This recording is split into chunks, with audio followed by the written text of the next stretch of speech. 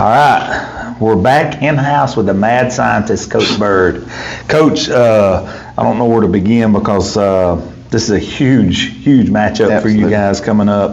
But let's rewind the clock. Last week you took on Soldier, who you knew was going to be a tough game. You said, hey, man. Good rivalry for us. And we can win this, but we're going to have to win it. They're not going to give it to us. You guys did that, I believe, 26-8. Right. Is that correct? That's correct. Take us back to last week because that was a huge test and also something that sharpened you to get ready for your next test, which is Red Bay this week. Right. I thought we executed our plan very well, offensively and defensively. The defense played lights out.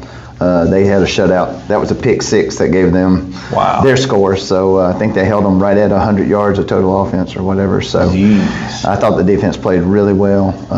They have some really good playmakers on their team that worried us and had actually beat us in the past. So I thought we did a real good job of focusing and playing intense. Offensively, we had some really long drives. I think our first drive was 8 minutes and kind of set the tone.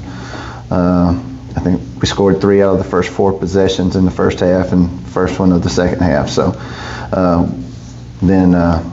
we kind of didn't finish as well as we wanted to, but we still ball controlled. And like I said, we threw a pick there right going into the fourth quarter, trying to score again, and they picked it. And of course, we threw it to the best guy on the best athlete on the field ended up catching it and taking it in. But I thought everybody played well. Jericho had some big runs.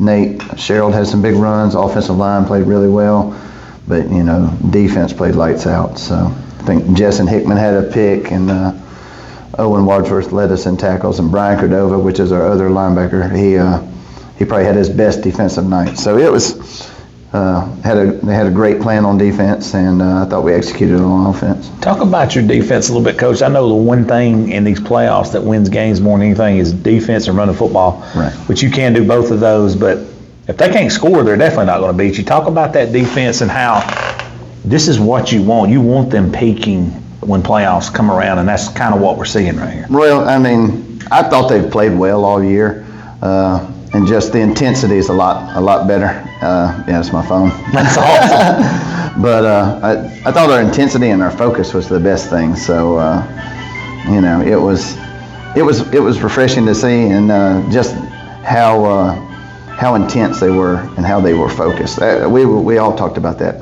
They meant that they were going to win that game on defense. So. That's awesome.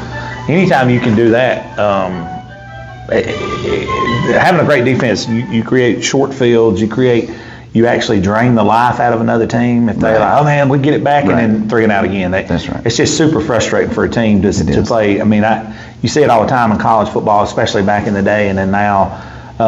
You even see it till today. I know we're more offensive oriented in high school. Well, we're still old school here. So defense and run the ball. But that's what wins games, man. You look at the last year. Look at Wadley last year, state championship game. Look at Reeltown, state championship game. Right. This kind of classifications is still the old school teams that win the games. And I just think it gives you consistent performance. Correct. You don't lose games you shouldn't lose with that style. So that's why we stick to it. That's all I know. So. And a lot of times you don't always have sunny and 70. That's correct. That's correct. The cold weather comes in, the wet balls come in, and those things. That's big time playoff ball. That's absolutely. You're going to play on some wet ground. And, that's right. When the grass turns brown, that's when you want to play, and it's always muddy and nasty. It is, and that is exactly correct, Coach. You couldn't have said it any better. This week you're taking on Red Bay. I know, not putting any pressure on you guys, but I've been contacted by several news outlets, sports talk shows, podcasts, and just people around the state asking me a ton of questions like, whoa, man, it's kind of like you've kind of caught the eye of the state in this game right here, and I believe you and I talked off camera, it's the only pick'em in the state. That's right. Which could go either way. 0 points, right.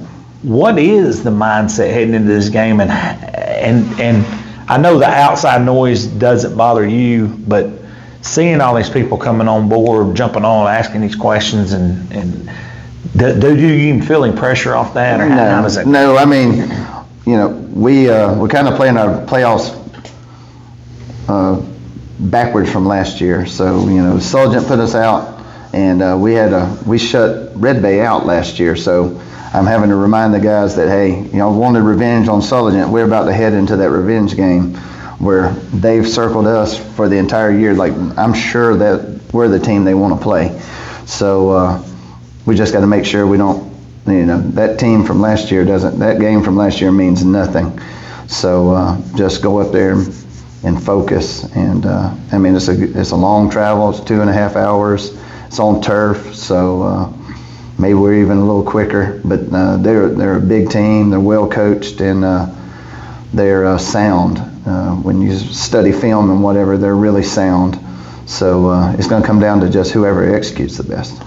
When you look at them on film, what jumps off the page to you? They're skill players. They're real big across the front, but they have a really big. We'd call him a fullback, but he runs tail for most of the time. And they find a way to get in the ball, and he's I think he's 220, 230, 6'3", 230. He moves real well. That's pretty good size. Yeah, he's a big old boy. He played against us last year. I think he was injured a little bit, but he's tough to bring down. They like to isolate him. In fact, they'll line him up out of empty or whatever and throw him the ball. And I think that's if you look back at the Lexington game, which was a really close game for their region, they just put him out in space and let him make a play. So that'll cause us problems because we just don't have guys that match up well. It's hard to match up with a 6'3", 230-pound athlete. But you got to get him before he gets going. Absolutely, and he does a real good job with the ball in the air. Quarterback does a good job of getting it to the athletes. H-back, and they've got a wide receiver that I didn't see them have last year that can go get the ball. He's a 10th grader, so their skill is good, and their line is huge. So. How big are we talking? Probably average. Yeah, they probably outweigh us by 20 pounds or so. So, I don't know, probably 275, 280. You watch Coach Luker over your career in these situations win some tremendous ball. What was some of the key characteristics you take away from watching how he would approach games like this and playoff games in general? Right. It was just the confidence. When we were Sweetwater, we would just go out in Clark County for that matter.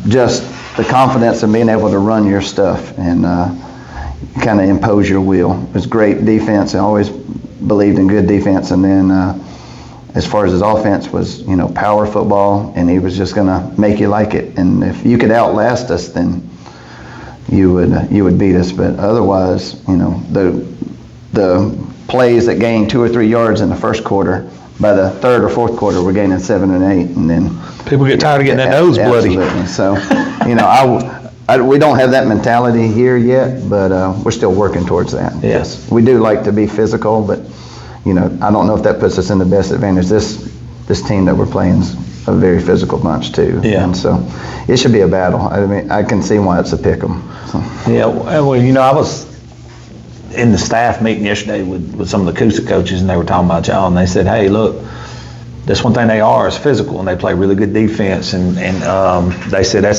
y'all are going to be a real tough out on this side of the bracket. They were saying that in their staff meeting yesterday. Right. So, I'm with you on that, and I know that portion of it y'all take away, the confidence, and you guys are physical, and y'all do run the football as well. But when you look at this particular matchup, you've said it. You don't want to necessarily go right into what they do well as well. There's some other things, but without giving the game plan away, what is the message to the offense this week? Just no mistakes. Like I think just like that drive, our first few drives at Sulligent where we had to go for it on 4th down, we're going to have drives like that where we gain 2 yards and 3 yards and a holding penalty or something that's just going to put us in a bad situation, offsides, delay a game, any of that stuff that's just not executed well, will put us in a situation where we don't really want to be. So, we throw the ball when given the opportunity, but we'd rather run it. So, yeah. And that's kind of they're more of a bend but don't break defense, and they don't give up many big plays. They keep everything in front of them. So we got to just take what they give us and be satisfied with that. Sometimes we, just like the pick six the other day. We like to force the ball downfield, which is good at times, but we just can't make that bad decisions and execute. I mean, that's comes down to it. Talk about Pendleton a little bit and his role. I mean, obviously you're going to lean on him for not only his arm but his legs in these playoffs. Right. But most importantly, between all of that, he's got to play smart. Right. Talk about that a little bit. Right, and that's he's played quarterback like half of last year, and then he played it all this year. Never really considered himself a quarterback. Really likes to be a wide out, and he really likes to go get the ball.